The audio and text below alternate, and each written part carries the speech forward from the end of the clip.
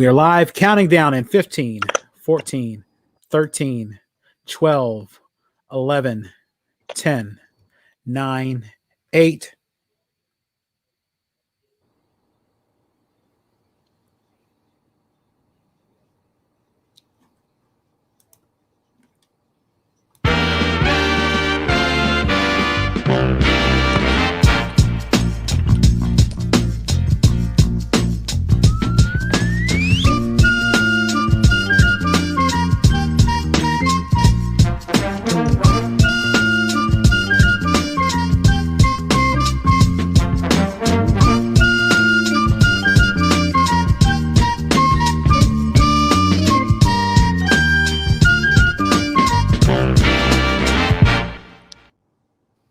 The Washington Wizards got hot at the end of the season when it looked like they were pretty much left for dead in the Eastern Conference.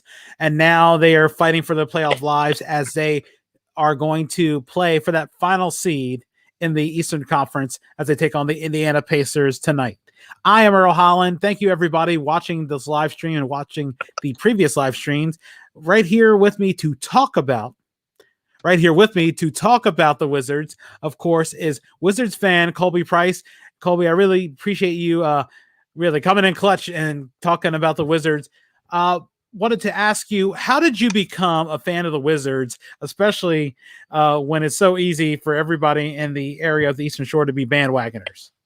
Yeah, I'm a local fan. I like all the Baltimore sports team, Ravens, Orioles, and then when it comes to hockey and basketball, I chose DC. So as a young kid, grew up Gilbert Arenas, Antoine Jameson, Caron Butler, those guys when I was younger, and that's just been my team ever since. What is your biggest Wizards memory? What stands out to you? I know you mentioned Arenas, so there had to be so many times where he's come in the clutch. Or, I mean, knowing the history of the Wizards and seeing how everything goes, it's the opposite when you look at it.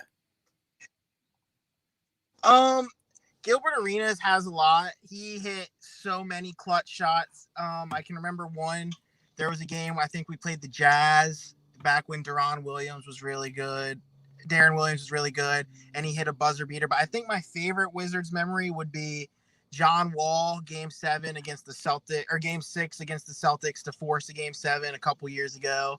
That was probably my favorite one. What is the most unique piece of Wizards related memorabilia that you have? I have a Wizards District Rui Hachimura jersey. I got it as soon as Rui got drafted. I liked Rui. Rui's who I wanted in that draft originally. So I immediately went and got a District Rui jersey. Looking at the season, I know the first thing that comes to mind is the trade of John Wall for Russell Westbrook. And I know, of course, a little more collateral came with the draft picks down the road. But when you heard the news of John Wall getting traded to Houston for Russell Westbrook, what were your initial thoughts? And have they changed since the season concluded, the regular season concluded? That is a great question. I remember I was at work that night. I was working a night shift that night. And when I got the alert, I'm not going to lie, I was angry. John Wall is my favorite player ever. I was upset. I didn't like it at the time, especially since we had to give up a draft pick. But I've come to see that it worked because Russell Westbrook is a player unlike any other player in the NBA. And he is one of a handful of players that can take over a game and will their team to win. And he showed that at the end of the season. We don't have a great roster. And the fact that the way they started and they're in this position is Bradley Beal is great and all, but I think it's all Russell Westbrook right now. And you know, when I saw the Wall trade, and I know I kept hearing about the Wall trade over the past couple seasons, and I just keep thinking, this is Chris Webber all over again. It's the worst case that could occur. We're going to get, a Mitch Richmond type player for John Wall as he gets, recovers. Even though it's an Achilles injury, you never know how he's going to recover. But Westbrook, him recovering from the injury, that made things look a little like, did we get damaged goods? And then, of course, he turned it on, especially come the last couple months of the season, which made things look a little bit better. To you, was there a point of the season that you were optimistic that the Wizards were going to make the playoffs, period? No. From the beginning of the season until, I mean, in the East, you can say make the playoffs. I always thought there was an outside chance because in the East, as they are 34 and whatever now, that's enough for the 8th seed. But a chance to actually be competitive in the playoffs, not really until they went on that big win streak at the end of the season. Before that, I was all on board with tanking essentially and just trying to get a better draft pick. But then I learned that when you have Bradley Beal and Russell Westbrook, you can't really tank. Those are two players that they want to win and they are good enough to help their team win. You have to try to win with those guys. Was there a point where you were really concerned that they're not making the playoffs and things are going to get a little ugly? Of course, Scott Brooks in the final year of his contract, and I know a lot of fans weren't sold on his work as a head coach, especially knowing that it was a ploy to get Kevin Durant to come to Washington and that failing miserably. Yes. I'm still at the point where I'm very worried about that. Even if they win this game, as I said before, with Russell Westbrook and Bradley Beal, they could beat anybody. I don't think they would beat the Sixers, but I think there's a possibility that they could maybe take a couple games. But I don't care if they go on to win the finals. Scott Brooks needs to not be the coach next year. He proved time and time again he has terrible rotations. He doesn't ever draw up plays for scores. He's awful defensively, and he doesn't develop young stars. We have Rui. He wasn't giving Denny playing time, that's another lottery pick that you need to focus on getting developed. He wasn't giving him playing time. It's time for a different coach in DC, whether they make the playoffs or not. Your thoughts on, you mentioned Scott Brooks and his inability to develop young players. Who would you think would be a suitable replacement for Brooks, win, lose, or draw? I've seen a lot of names thrown out there. One person that I've wanted is Sam Cassell because of the ties he has to the area and all that stuff. And he's been coaching for winning organizations, whether it's assistant or whatever, recently. I think he'd be a really good get.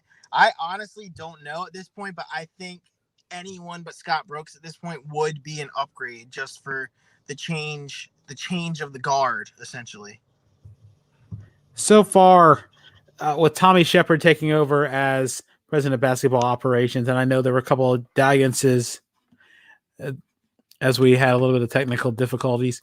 Wolfix says, again, you're watching a live stream of the Sports Refuge. We're talking about the Washington Wizards with Colby Price, and we're continuing this conversation as Colby comes back. Colby, as we were talking before, okay. Oh yeah, I can hear you. I can hear you loud and clear. As we were talking before with Tommy Shepard taking over first full year as president of basketball operations after getting the interim removed, after Grunfeld being let go and things like that. I know there were a couple of dalliances. Everybody was looking at Masai Ujiri and of course Denver's president of basketball operations before they decided to stick in-house. Looking at Shepard's first year as president of basketball operations, what are some of the pluses and minuses of his tenure so far? It's really hard to judge that after just 1 year. Like, I think Denny was obviously the best pick, and that was a pick that was essentially, it was handed to him on a silver platter. He couldn't have got that wrong. It was a guy that was projected to go a lot higher. He fell to him. So I'm not going to judge that one way or another. That was the pick to make there. If he would have made a different pick, that would have been a problem. And then the free agent signings, Robin Lopez has shown signs of being a great offensive player, but he's not great defensively. Neto is the same way. It's really hard to judge that after just 1 year. My problem isn't as much with him as it is with Scott Brooks. Yeah, I can definitely see that. I know that everybody was talking about last year in the bubble, Davis Bertrands having his run at the end of the regular season. And then, of course, the game against Boston, everybody just saying how much of a defensive liability. But again, that lies on Brooks, because if you know you need someone to make a stop, you can't risk putting an offensive threat who's a defensive liability out there constantly. And then again, it doesn't help that he struggled that game, because if he even hits half of his shots, which if you only hit, the average part of your shots, that you could pretty much get if you hit half of your shots, pretty much that would have probably turned the tide. As I was saying, if you can hit half of your, I can hear you. Are you still there? Oh yeah, I'm still here. I was saying, if you can hit half of your shots, like Bertrands, if he hit half of his shots last against the Celtics, they probably win going away. Anybody can just ask for an average game. No one's asking for anything exceptional. Of course, you never know how a player is going to be, and sometimes you're always rolling the dice, because it could have been a lot worse in a game. But to you going into that, what more do the Wizards need on their roster? The biggest thing, they need a 3-and-D guy. I don't know who is available. I haven't really looked of what's going to be available. I've seen them being linked to DeRozan maybe in free agency, but that's not going to really help this team with what they needed. The way Westbrook plays, he needs to attack and find shooters, and they just don't have shooters right now. Their only shooter is Davis Bertans, and he's been bad of late, and they're one of the worst three-point shooting teams in the league, and they're one of the worst defensive teams in the league. So if you go find a 3-and-D guy somewhere that you can plug in to play in that lineup with Russ and Brad, they'll be fine, because you also get Thomas Bryant coming back next year. You have Gafford, hopefully, and then Rui, and if you can get a 3-and-D guy to play with those guys, they should be fine. I mean, if a Kelly Oubre is available, that might be the fit. Of course, whether that reunion occurs, who knows? Yeah. But there's so many things. I mean, you never know how that'll really turn out. But looking at the playoffs, who do you think in the Eastern Conference the Wizards match up the best with? The Wizards, Matt, that's a great question. Obviously, with the way they played the Nets this year, I would have said the Nets, because they play a way. They don't play defense as well. We're a high-scoring team. They're a high-scoring team. We both give up a lot of points. It'll just be a track race, and those are the games that I feel like the Wizards have a chance. But no matter what, I don't want to play Kyrie, Harden, and KD. It doesn't matter if they're the best matchup or not. So, I think of the top three teams, the team I would wish the Wizards could play would probably be the Bucks, just because if you can limit Giannis with maybe Gafford or Rui, then we have a chance to score against them. But like a team like the Sixers, they're so good defensively. We don't have anyone that can stop Embiid. So I feel like they're one of our worst matchups, honestly, at this point. Looking at the resume that Russell Westbrook brought into Washington, and the really frantic number of triple doubles that he made, you have to wonder that the question is, how long can he keep up this pace? I was saying with Westbrook that how long do you feel like he could keep up this pace, and does it marvel you, especially seeing how really in his first 6 years the guy only had like 8 triple doubles, and then all of a sudden he just exploded into becoming this triple doubles machine? Yeah, I think in the beginning of the year he clearly wasn't healthy. I think that had a lot to do with it. It's coming out, he had maybe like a quad tear or something like that from last year in the playoffs, which is why he was bad in the playoffs last year. And then he struggled in the beginning of this year. But I think what we're seeing now is healthy Russell Westbrook. That's just what he is. For some reason, there are people out there that don't like how he plays. They say he's not efficient enough, but he plays with heart. He makes your team better. That's just what he does. When he's healthy, he makes whatever team he's on better. And so I have marveled at that, because when as I said, John Wall was one of my favorite, and he averaged like 25 and 10. And I thought that was amazing. But then you also add the rebounding aspect to that, and him being the greatest rebounding guard of all time. And there are games when he is the best rebounder on the court, big or guard. He's the best on the court, and it helped. And I don't care if anyone says it's stat padding or not. It helps the team when you get rebounds. It just does. Yeah, and I even look at the Celtics game. He was there under basket getting those rebounds while the big men were already sort of going the other way, which really tells you that I mean, again, maybe it's just the style nowadays. Everybody's assuming the shot's going down, but you got to have somebody back there to prevent the offensive rebounds. Looking at the NBA Finals, who do you have coming out of the West? Who do you have coming out of the East? How many games? Who will win the finals, and then how many games?